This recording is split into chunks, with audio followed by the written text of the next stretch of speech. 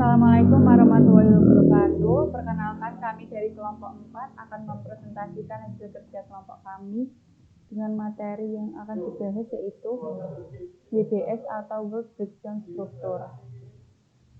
Sebelum menjelaskan mengenai materi yang akan kami bahas, perkenalkan, saya Nurlili Septiana, NIM 2019-53115.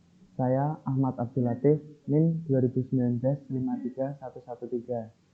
Perkenalkan, nama saya Naf Iman Syarif, NIM 2019-53120. Di sini saya akan menjelaskan 4 poin, yaitu yang pertama definisi WBS, yang kedua manfaat WBS, ketiga tujuan WBS, dan keempat contoh WBS.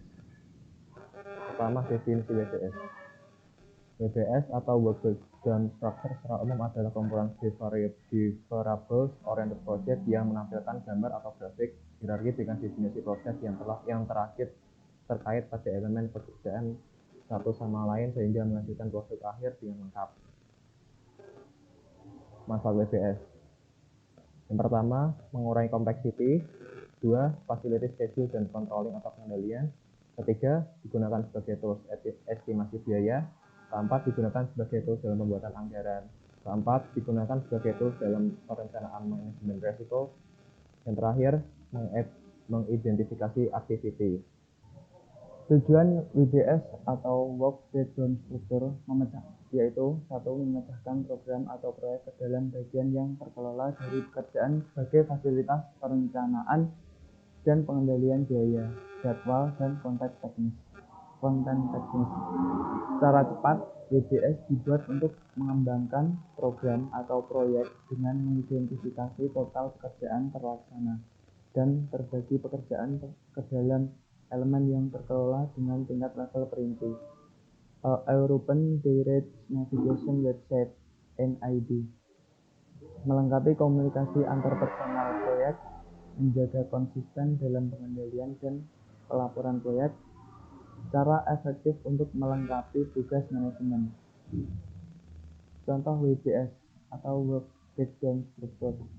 Kriteria Work Breakdown Structure untuk pengendalian proyek yang efektif: studi kasus, pekerja lanjutan, perluasan dan renovasi gedung, dan pembangunan gedung parkir roda 2 tahap 2 Badan Pusat Statistik Jakarta.